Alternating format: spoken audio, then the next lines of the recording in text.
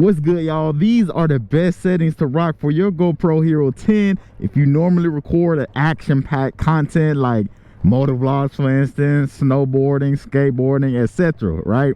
These settings are designed to make your footage look cinematic, vibrant, and as lifelike as possible.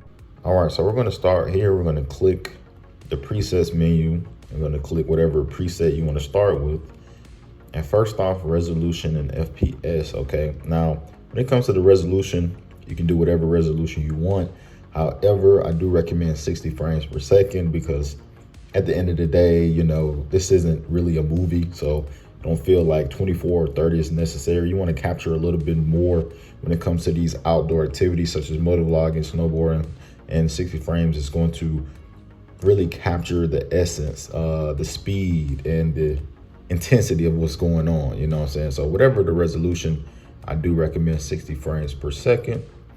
Lens, super view, the highest setting that this camera can do.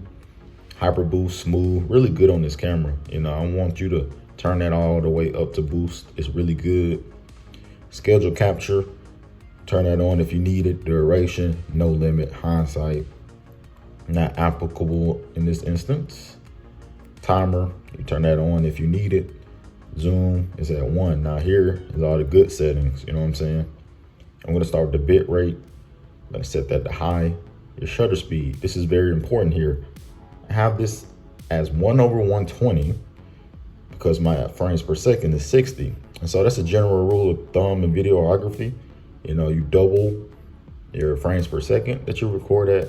You set that to your shutter speed. So 60 times 2 is 120. That's why I have it over 1/120.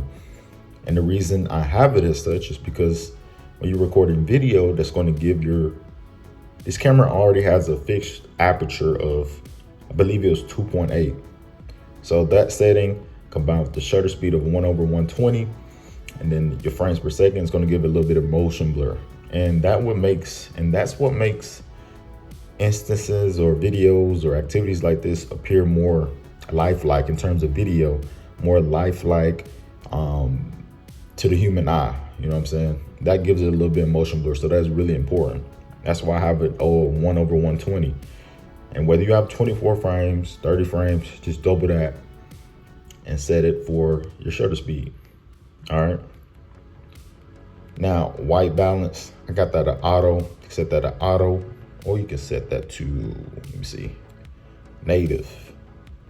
Kind of play around with that, see which one. But auto, camera does the white balance pretty good over here. ISO min and max, this is another important one. I got this at 100 minimum, 100 maximum. And it's worth noting that the higher that you put this, you see how it gets more grainy, okay? I recommend if it's dark or cloudy, maybe bump this up to 200. But I keep it on 100 because the more ISO you put up in there, that's the more grainy the videos are going to be.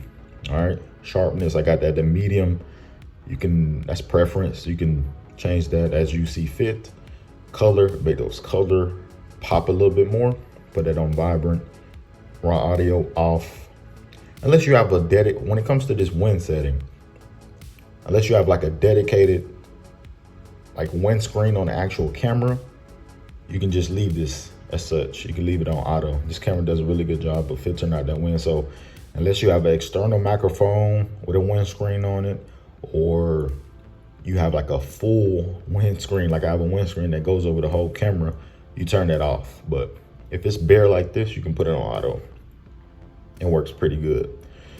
But one more thing to note, okay? Because the aperture is 2.8 and I got this shutter speed over 1/120, the camera is going to capture a lot of light, all right?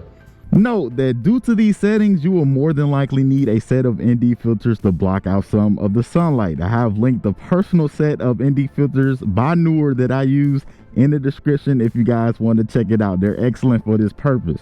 And that is it, y'all. When it comes to recording these action-packed activities, snowboarding, skateboarding, etc., motovlogs, you know, these are the best settings you can get for this GoPro Hero 10 at this moment, all right? So copy these settings, enjoy them.